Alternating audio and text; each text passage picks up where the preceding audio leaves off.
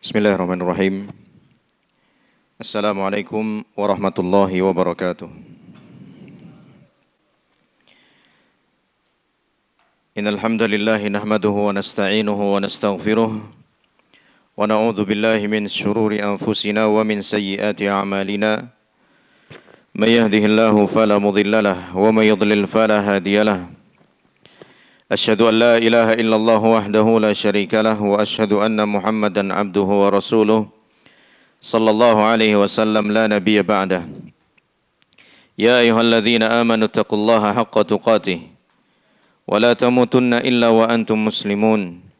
Ya ayyuhalladzina amanu taqullaha wa qulu qawlan sadida yuslih lakum a'malakum wa yaghfir lakum dhunubakum wa may yuti'illaha wa rasulahu faqad faza fawzan 'azima. Amma ba'd, fa inna asdaqal hadithi kitabullah wa khairal hadi hadi Muhammadin sallallahu alaihi wasallam wa syarral umuri muhdatsatuha fa inna kulla muhdatsatin bid'ah wa kulla bid'atin dhalalah wa kulla dhalalatin finnar. Jamaah rahimani Allah wa iyyakum.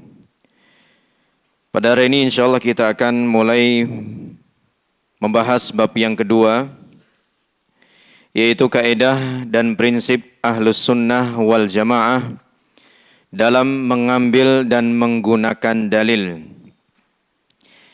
Dari mana sumber dalil itu dicari, diambil?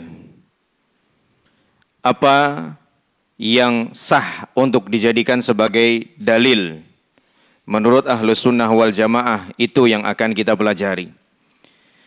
Setelah kita tahu perkara apa yang sah untuk menjadi dalil di dalam beragama, kita juga perlu tahu bagaimana Ahlus Sunnah wal Jamaah menggunakan dalil itu. Atau dalam bahasa syariatnya disebut dengan istidlal. Bagaimana menggunakan dalil? Karena tidak setiap orang yang membawakan dalil syar'i berupa ayat atau hadis pasti benar, tidak setiap. Karena boleh jadi dia membawakan ayat atau hadis namun ternyata menyimpang. Seperti golongan orang-orang Khawarij yang menuduh Ali kafir karena berhukum dengan hukum yang ditengahi oleh Abu Musa al-Asy'ari radhiyallahu anhu. Mereka membawakan firman Allah, "Wa man lam yahkum bima anzalallahu fa ulaika humul kafirun." Barang siapa yang berhukum dengan selain apa yang Allah turunkan, maka mereka orang kafir. Kata Ali, mendengar orang-orang Khawarij berdalil dengan dalil tersebut, Ali pun berkomentar, "Kalimatu haqqin urida bihal batil." Kalimat yang kau baca ini, yaitu firman Allah Subhanahu wa taala, adalah kalimat yang benar. Karena dia merupakan firman Allah, tapi sayangnya apa? Urida bihal batil. Ada tujuan batil yang dibawa di balik ayat tersebut. Maksudnya yang batil, niatnya yang batil, pendalilannya tidak tepat, ya.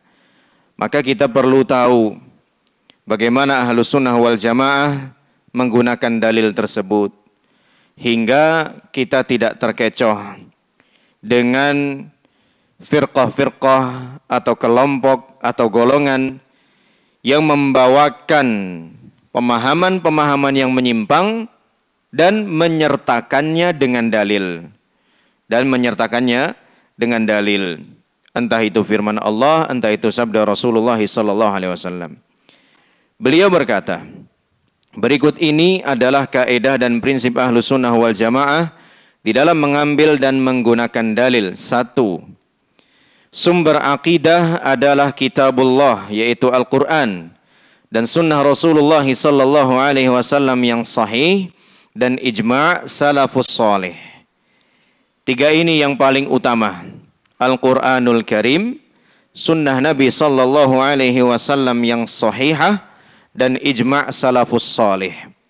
Al-Quranul Karim tidak ada keraguan bahwa ia merupakan pedoman utama di dalam menjalankan Islam, di dalam mengamalkan Islam.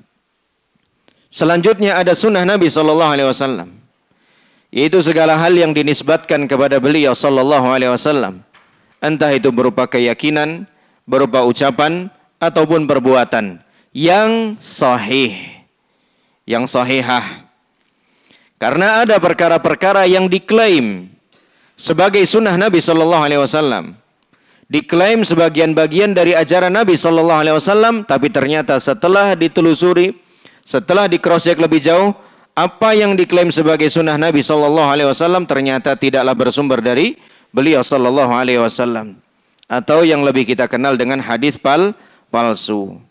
Jadi untuk menyebut sunnah, kita beri keterangan tambahan yang sahihah. Karena ada sunnah-sunnah yang diklaim dari beliau SAW, tapi ternyata tidak dari beliau, alias tidak sahihah. Dan yang ketiga adalah ijma' salafus salih, pendahulu kita yang saleh, yaitu sahabat-sahabat Nabi SAW. Ijma' mereka hujjah, secara kolektif. Ketika mereka berijma, bersepakat, maka kesepakatan mereka bisa dijadikan sebagai dalil.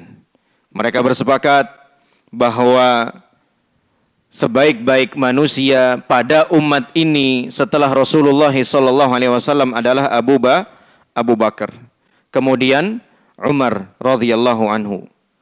Maka ijma ini bisa kita jadikan sebagai dalil. Dan orang yang menyelisihi ijma ini, orang yang menyalahi ijma ini bisa langsung disalahkan. Oh, kamu keliru enggak? Misalnya dia mengatakan yang pertama Ali, kemudian baru Abu Bakar, kemudian baru Umar, kemudian baru Utsman. Misalnya begitu, dia mengatakan, oh enggak, kamu salah. Kenapa? Kita bisa pastikan salah karena kamu menabrak ijma'nya sahabat Nabi sallallahu alaihi wasallam. Ijma'nya sahabat-sahabat Nabi sallallahu alaihi wasallam adalah hujjah karena ijma'nya sahabat Nabi maksum, dijaga dari kesalahan oleh Allah Subhanahu wa taala. Karena tidak mungkin sahabat-sahabat yang sedemikian bagus iman dan takwanya sama-sama bersepakat di atas kebatilan, itu tidak mungkin. Sama-sama bersepakat di atas kedustaan, kebohongan, pemalsuan, itu tidak mungkin.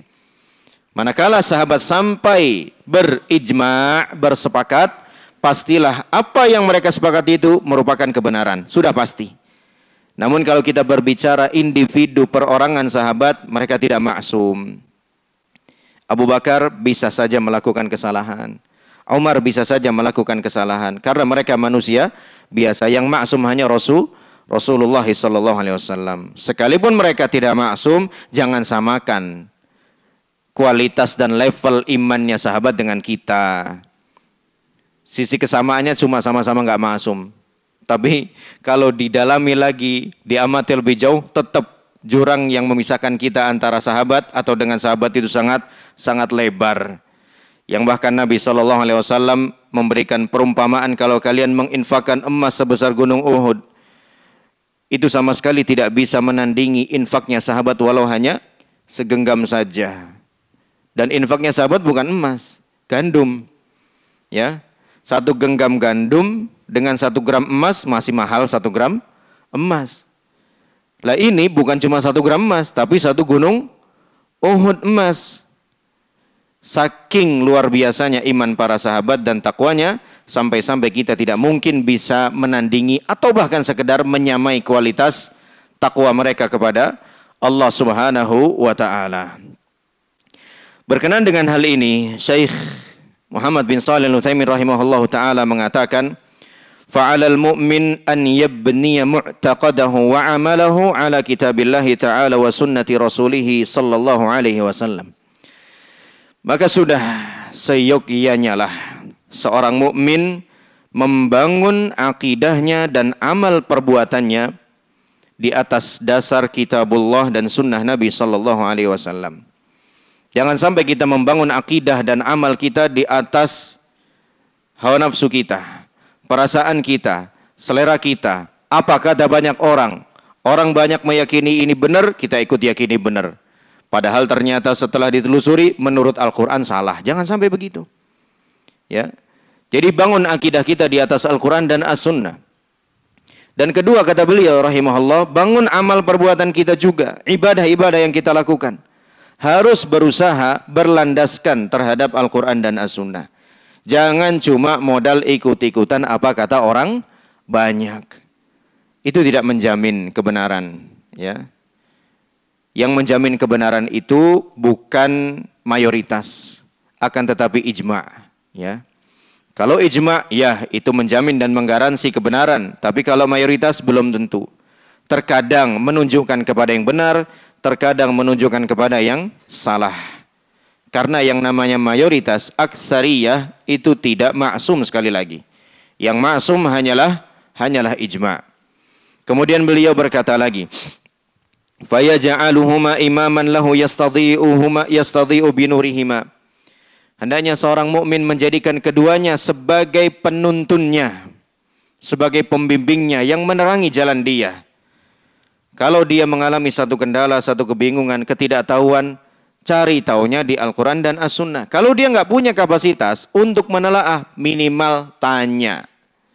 Fas'alu ahla dzikri in kuntum la ta'lamun. Tanyalah kepada ahli ilmu kalau kamu tidak tahu. Wa yasiru ala minhajihima. Hendaknya seorang mukmin itu berjalan di atas jalan keduanya, yaitu Al-Quran dan As-Sunnah.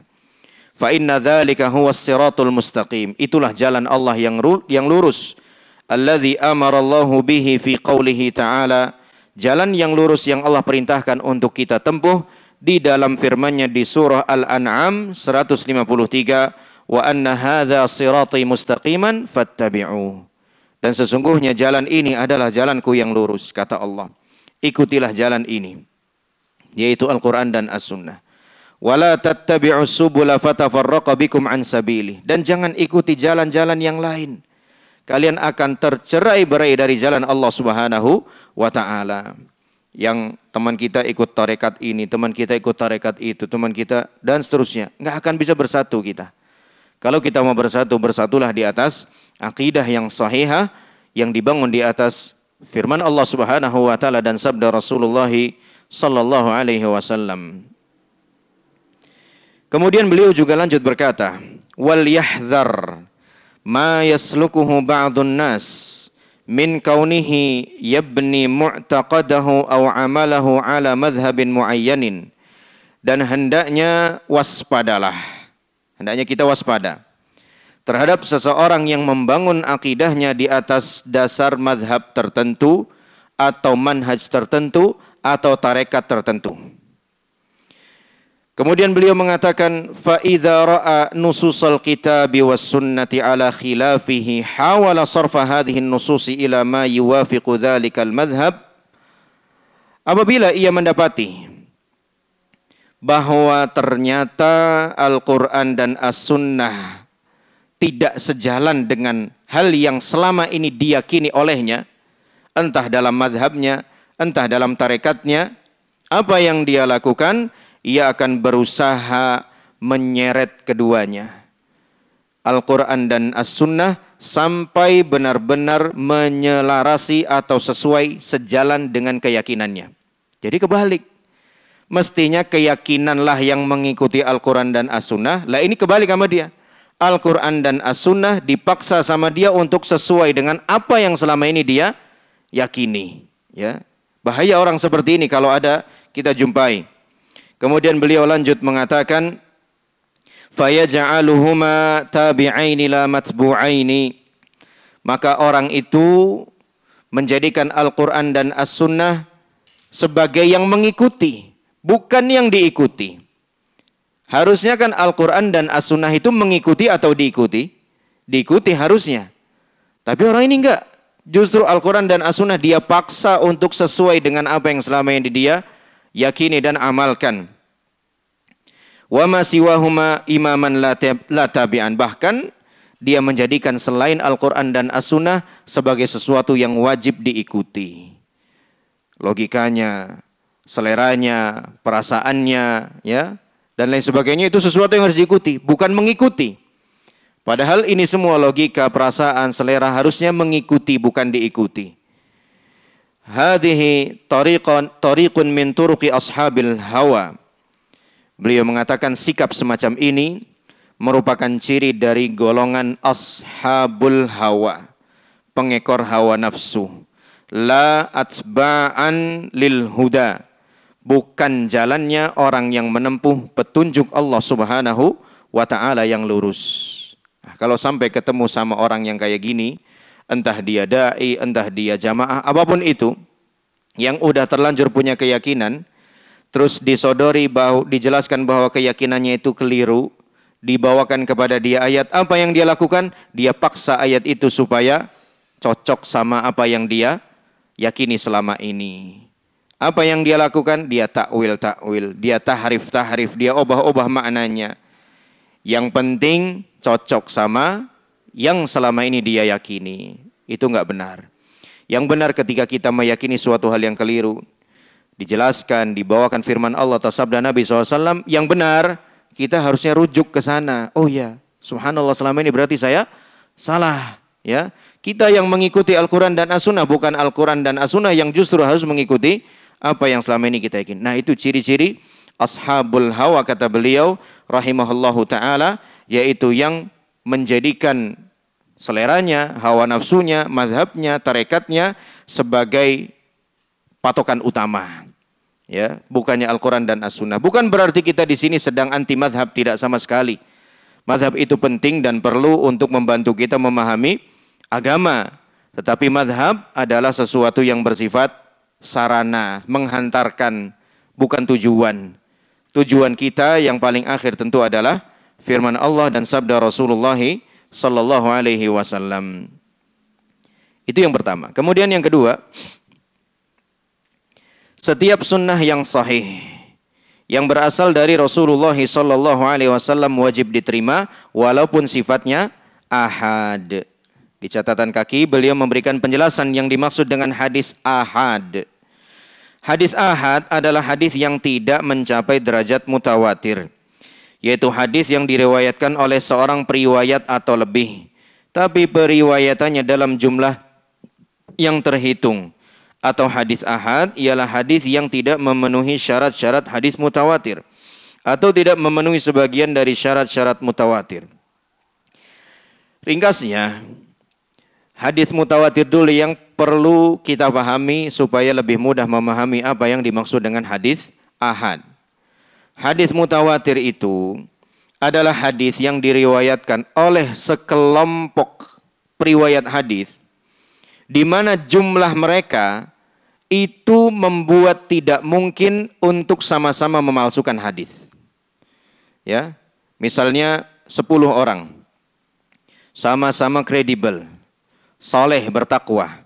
Mungkin nggak 10-10-nya sama-sama sepakat untuk bikin sebuah hadis yang nggak pernah disabdakan oleh Nabi. Mungkin nggak? Nggak mungkin. Ya, kalau cuma 1-2 orang masih mungkin. Ya, kalau 2 orang lah paling nggak 3 orang masih mungkin itu. Ya.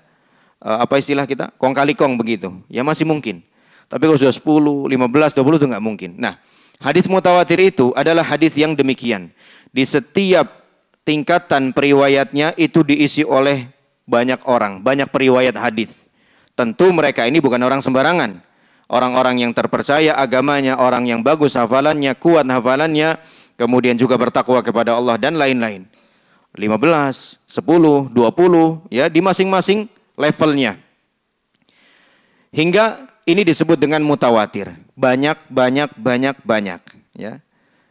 Hadis ahad yang sebaliknya adalah sebuah hadis yang di salah satu tingkatan periwayatannya itu hanya terisi oleh 1 atau 2 atau 3 orang yang tidak sampai jumlah yang banyak tadi. Contoh yang paling mudah adalah hadis innamal a'malu binniyat. Innamal a'malu binniyat termasuk hadis mutawatir. Ya.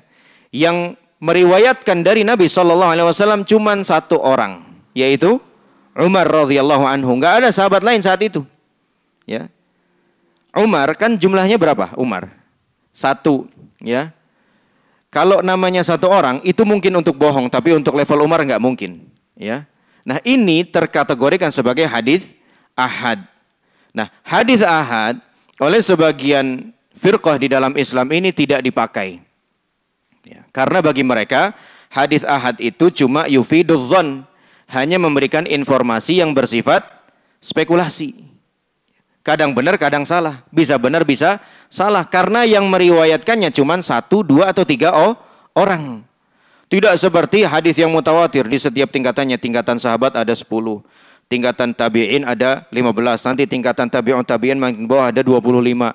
Makin bawah makin banyak. Itu kan nggak mungkin dipalsu kayak begitu. Tapi kalau ahad, sedikit-sedikit orangnya. Ya. Nah, oleh sebagian kelompok kaum muslimin, hadis ahad itu tidak sah dijadikan sebagai dalil atau hujjah. Karena bagi mereka, hadis ahad itu yufidudz dzan, hanya memberikan informasi yang bersifat spekulatif. Ya. Maka tentu keyakinan semacam ini tidak benar. Ya. Sebagai bukti adalah hadis Umar tadi. Hadis innamal a'malu binniyat tadi hanya diriwayatkan oleh Umar seorang diri. Kemudian ketika Nabi SAW mengutus Mu'adz bin Jabal ke negeri Yaman, berapa orang? 1 orang. Mu'adz bawa hadis enggak ke negeri Yaman? Bawa, yaitu yang dipesankan oleh Nabi SAW. Faltakun awwalu ma tad'u ilaihi syahadata an la ilaha illallah. Hendaknya hal yang pertama kali kamu dakwahkan kepada mereka adalah syahadat la ilaha illallah. Yang diutus oleh Nabi cuman Mu'adz. Mu'adz itu berapa orang? 1 orang. Ya, sah nggak dipakai jadi dalil? Sah. Dan banyak hadis-hadis Nabi SAW yang ahad. Hingga kalau dikatakan bahwa hadis ahad tidak sah dijadikan sebagai dalil, yang terjadi apa? Akan banyak hadis, ada banyak Nabi SAW yang gugur tidak terpakai. Dan tentu itu tidak benar. Ya, betapa banyak nanti hukum-hukum Islam dan ilmu di dalam agama Islam ini ikut hilang bersamaan dengan tidak dipakainya hadis ahad sebagai dalil, ya, sebagai dalil. Ali ketika minta tolong kepada Miqdad bin Aswad radhiyallahu anhu untuk bertanya perihal mazi itu najis atau tidak, harus mandi janabah atau tidak. Ali nyuruh siapa? Miqdad. Miqdad itu berapa orang? 1 orang. Ya. Ibnu Abbas radhiyallahu anhu ketika dibonceng oleh Nabi SAW, kuntu radifa khalfan Nabi SAW, aku dibonceng oleh Nabi SAW. Nabi bisa memboncengin berapa orang? 1 orang. Apakah mungkin seekor keledai memboncengin 10 orang? Kan nggak mungkin. Ya. Nah kalau hadis ahad itu nggak dipakai, ya udah habis agama ini. Ya. Sedikit hadis yang mutawatir dibandingkan dengan hadis yang ahad. Ya. Nah, Ahlus Sunnah wal Jamaah menjadikan hadis ahad juga sebagai hujjah, sebagai dalil, ya, sebagai dalil asalkan sanadnya sahih, ya, asalkan sanadnya sahih, dan tentu itu sudah diteliti oleh para ulama. Allah Subhanahu wa taala berfirman, "Wa ma atakumur rasulu fakhudhuhu wa ma nahakum anhu fantahu." Apa yang diberikan oleh Rasul kepadamu, maka terimalah, dan apa yang dilarangnya bagimu, maka tinggalkanlah. Yang Rasul berikan buat kita apa? Agama ini. Ya, firman Allah Subhanahu wa taala dan sabda-sabda beliau sallallahu alaihi wasallam itu terima. Jangan diabaikan. Jangan pura-pura enggak tahu, jangan pura-pura enggak dengar, ya. Diterima. Yang ditinggalkan, dibawakan, diberikan oleh beliau cuman itu aja. Innal anbiya'a lam yuwarrithu dinaran wala dirhaman wa innama warrathu al-ilma. Para nabi itu tidak mewariskan dinar atau dirham, harta benda, enggak ada. Satu-satu yang mereka wariskan hanyalah ilmu. Maka ilmu yang dibawa oleh Nabi SAW ini terima, diambil, dipelajari. Ya, jangan diabaikan. Begitu juga apa yang beliau larang, tinggalkanlah. Ya, kalau beliau sudah bilang enggak, ya enggak. Jangan ya jangan. Ya, jangan malah cari-cari pembenaran. Ya. Harusnya seorang Muslim terhadap nabinya itu bisa lebih taat dibandingkan seorang prajurit kepada komandannya. Ya. Seorang prajurit kepada komandannya itu taatnya luar biasa. Ya. Selalu siap. Nggak pernah, entar dulu. Ya. Nggak pernah. Besok-besok deh, entar dulu. Saya pikir-pikir dulu begitu. Ya. Komandan salah kayaknya deh. Nggak mungkin. Ya. Seorang prajurit saja bisa begitu. Ya. Terhadap komandannya yang sama-sama manusia biasa. Yang sama-sama bisa salah. Ya. Tapi kepada Nabi SAW, kok nggak bisa? Harusnya an yaqulu sami'na wa ta'na, itu kan sudah diajarkan oleh Allah Subhanahu wa taala. Ya. kalaupun kita belum bisa melaksanakan sebuah perintah atau belum bisa meninggalkan satu larangan, minimal jangan diingkari. Ya, akui saja kita ini salah. Akui saja kita ini masih kurang, masih lemah, masih banyak harus belajar, masih banyak harus berusaha. Jangan malah berkilah mencari-cari pembenaran atau malah balik menyalahkan hadis-hadis Nabi Shallallahu Alaihi Wasallam atau bahkan firman Allah Subhanahu Wa Taala. Itu suatu hal yang tentu sangat tidak pantas jika sampai dilakukan oleh seorang Muslim. Kemudian yang ketiga, yang menjadi rujukan dalam memahami Al-Quran dan As-Sunnah adalah nas-nas, teks Al-Quran maupun hadis yang menjelaskannya. Pemahaman salafus saleh dan para imam yang mengikuti jejak mereka, serta dilihat dari arti yang benar dari bahasa Arab. Jika hal tersebut sudah benar, maka tidak dipertentangkan lagi dengan hal-hal yang sifatnya berupa kemungkinan-kemungkinan menurut bahasa. Ya. Jadi poin yang pertama yang kita ambil dari nomor 3 ini adalah memahami Al-Quran dan As-Sunnah, ya, dengan pemahaman salafus saleh dan para imam Ahlus Sunnah wal Jamaah. Jadi ketika kita mengajak kaum muslimin untuk kembali kepada Al-Quran dan As-Sunnah, untuk menjadikan Al-Quran dan As-Sunnah sebagai pedoman kita di dalam beragama, bukan berarti kita anti dari penjelasannya para ulama, enggak sama sekali. Bukan berarti kita anti atau merasa enggak butuh terhadap penjelasannya para imam, enggak sama sekali. Ya, ini buktinya. Tertulis bahkan, bukan cuma sekedar terucap. Tertulis itu kan lebih tandas sifatnya, lebih akurat, ya, lebih otentik. Kalau ucapan bisa diubah sewaktu-waktu bisa. Ya. Tapi kalau udah tulisan kayak begini, tersebar di mana-mana, tercetak berulang kali, masa iya ini bohong? Ya. Nah, seperti ini merupakan pernyataan yang jelas bahwa Ahlus Sunnah wal Jamaah atau dalam hal ini dakwah salafiyah, ketika mengajak kaum muslimin untuk kembali kepada Al-Quran dan As-Sunnah, bukan berarti jadi merasa enggak butuh terhadap penjelasan dan bimbingan para ulama. Enggak berarti sama sekali. Ya. Dan betapa banyak penjelasan para ulama yang menyampaikan atau disampaikan kepada kita bahwa kita itu dalam belajar harus disertai dengan bimbingan seorang guru, ya, seorang guru, gurunya nanti punya guru dan seterusnya seperti itu.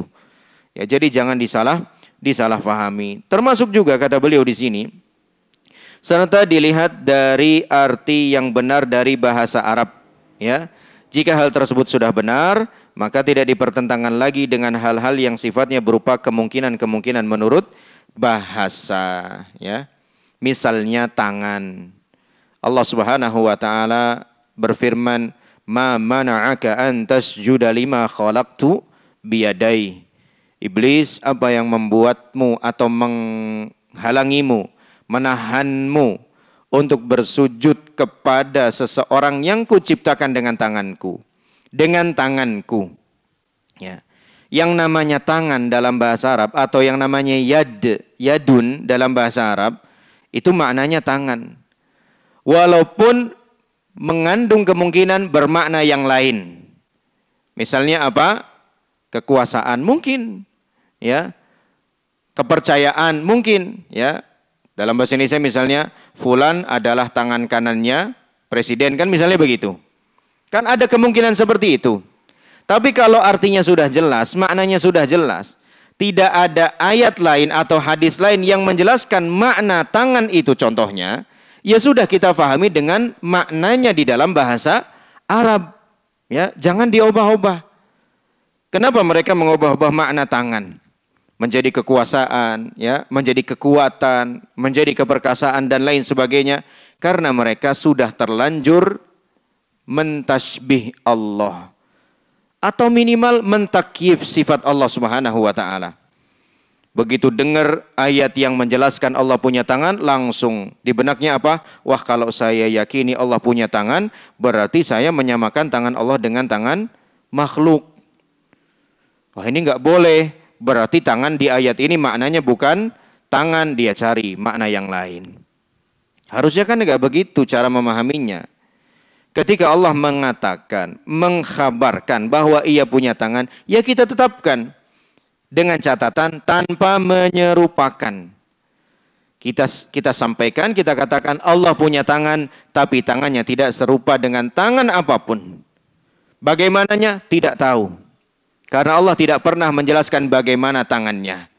Ya, Allah Subhanahu wa taala tidak pernah menjelaskan bagaimana tangannya. Yang jelas Allah mengatakan Allah punya tangan. Lah, apa susahnya sih sekedar menerima apa yang Allah kabarkan?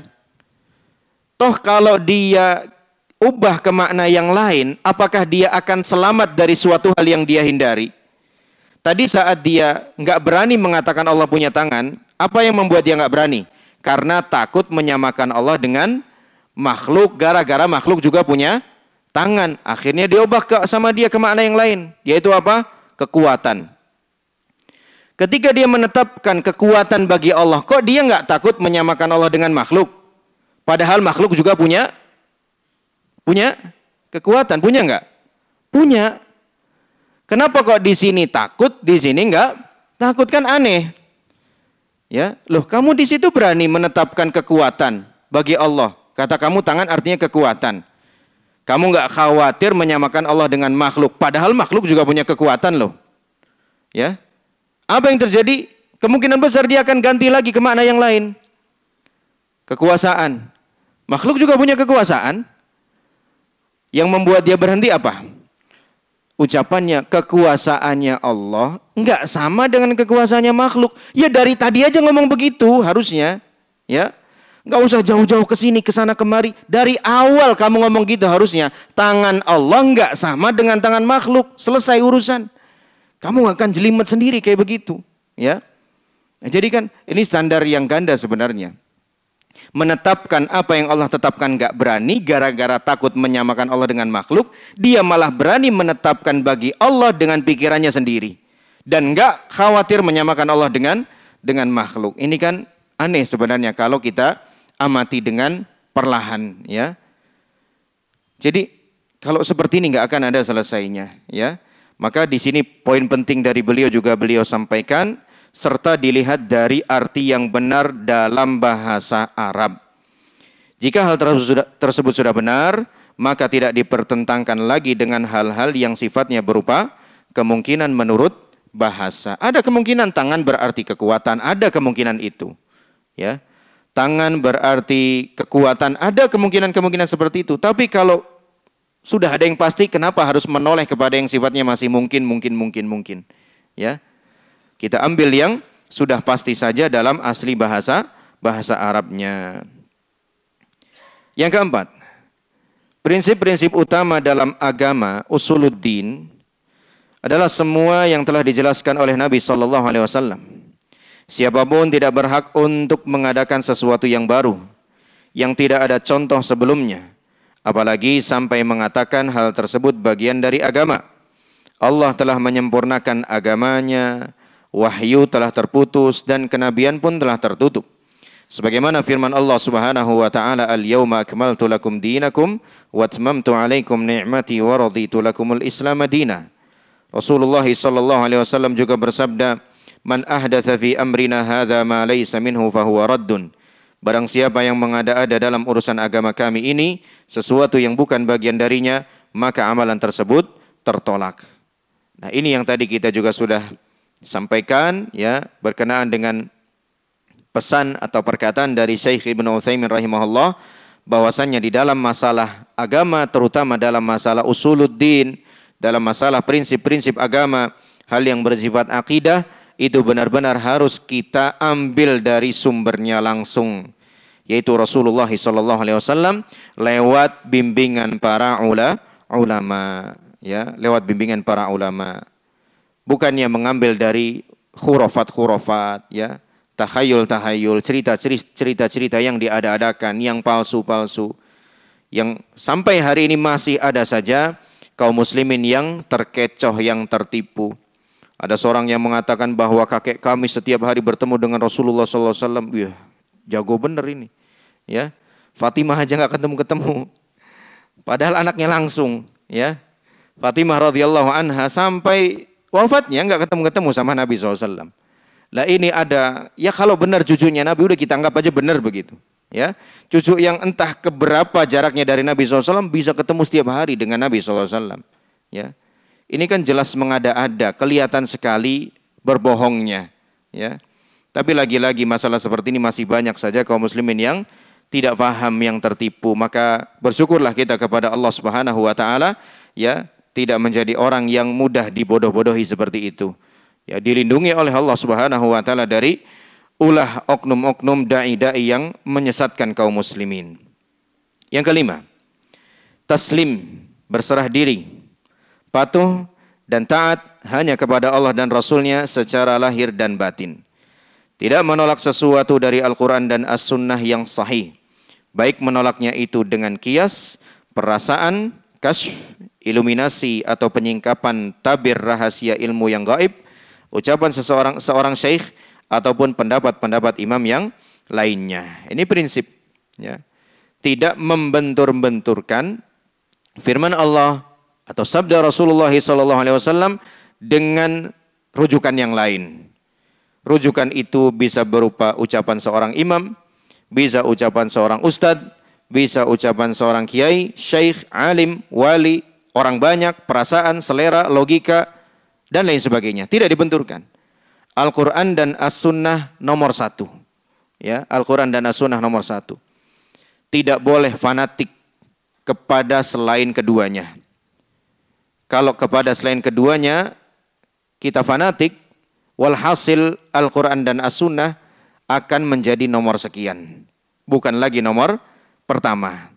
Satu-satunya pihak yang boleh kita fanatik kepadanya hanya Al-Quran dan As-Sunnah, karena keduanya datang dari Allah Subhanahu Wa Taala sebagai pedoman hidup, sebagai sumber kita beragama, dan tidak mungkin ada kekeliruan, kesalahan di dalamnya.